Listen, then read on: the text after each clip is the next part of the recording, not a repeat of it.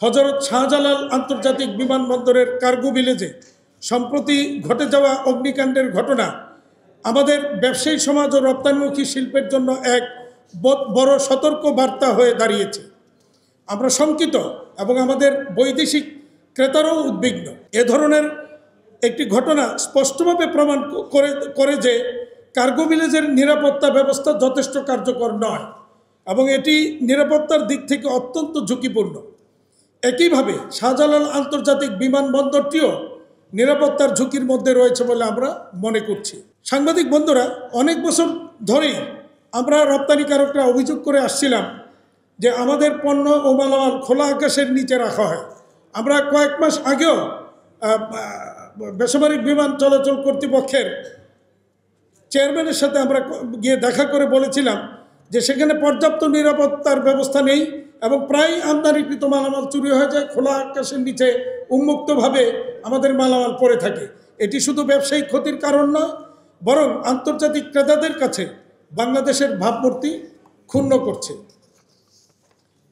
প্রিয় সাংবাদিক বন্ধুরা, এই অগ্নিকাণ্ডের দায় বেসামরিক বিমান চলাচল কর্তৃপক্ষ সিএবি, কাস্টম হাউস এবং বিমান বাংলাদেশ এয়ারলাইন্স কেউ এড়াতে পারে না। কারণ সিএবি এই কার্গো ভিলেজের মালিক, কাস্টমস কর্তৃপক্ষ আমদানিকৃত পণ্যের তত্ত্বাবধায়ক, আর বিমান বাংলাদেশ এয়ারলাইন্স হলো হ্যান্ডলিং এজেন্ট। এমন একটি সংবেদনশীল স্থানে পর্যাপ্ত নিরাপত্তা নিশ্চিত করতে সংশ্লিষ্ট কেউ যথাযথ মনোযোগ দেয়নি বা ভূমিকা রাখেনি। বর্তমান গুদাম ব্যবস্থাপনা অত্যন্ত দুর্বল এবং এখনও ম্যানুয়ালি পরিচালিত হয়। এছাড়া কাস্টমস ছাড়পত্র প্রক্রিয়ায় দীর্ঘসূত্রিতার কারণে প্রচুর পণ্য জমে থাকে, ফলে সীমিত স্থানের সংকট আরও তীব্র আকার ধারণ করে থাকে। কেমিক্যাল ও ওষুধের কাঁচামালের মতো স্পর্শকাতর পণ্যের আলাদা কোনো গুদাম নেই। অধিক সুরক্ষিত ও নিরাপত্তা দূরত্বে স্থাপন করা যাওয়া উচিত ছিল। এ ঘটনায় শুধু আর্থিক ক্ষতিই হয়নি, দেশের ভাবমূর্তিও মারাত্মকভাবে ক্ষুণ্ণ করেছে। নিরাপত্তাজনিত সমস্যার কারণে একাধিক আন্তর্জাতিক ক্যারিয়ার ঢাকায় তাদের কার্যক্রম বন্ধ করে দিয়েছে, যা আমাদের জন্য অত্যন্ত দুর্ভাগ্যজনক ও উদ্বেগজনক।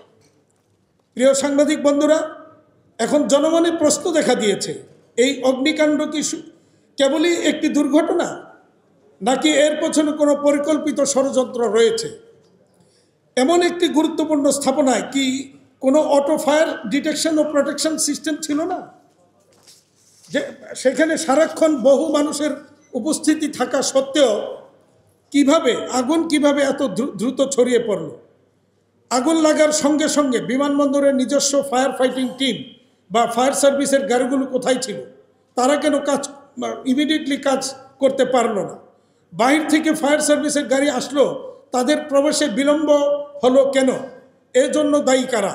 ভবিষ্যতে এ ধরনের ঘটনার দায় কেউ যেন এড়াতে না পারে, সেই জন্য দায়িত্ব অবহেলার শাস্তি কি হবে? আমরা মনে করি এসব প্রশ্নের উত্তর খুঁজে বের করতে সরকারের পক্ষ থেকে অবিলম্বে একটি স্বচ্ছ ও কার্যকর তদন্ত করা অত্যন্ত জরুরি।